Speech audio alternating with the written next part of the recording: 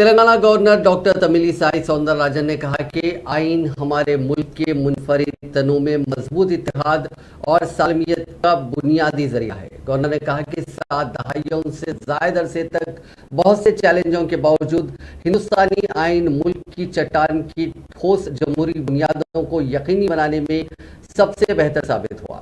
Governor ہفتے کو راج بھون میں یوم دستور کی تقریبات سے خطاب کر رہی تھی۔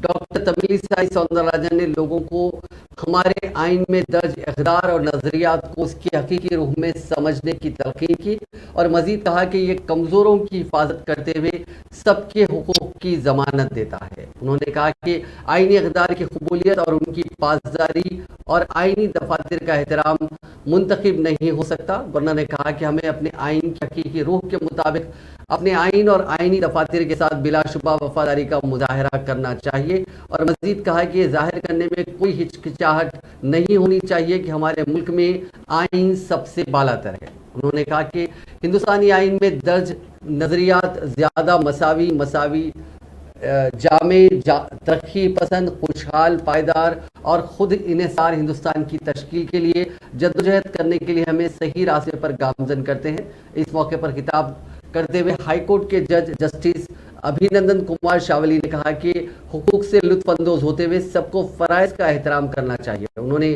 لوگوں کے تمام طبقات میں آئین کے بارے میں بیداری پیدا کرنے پر زور دیا۔ ہائی کورٹ کے ججز Telangana state human rights commission کے چیئرپرسن جسٹس جی چندریا اور سینئر افسران اس تقریب میں موجود تھے۔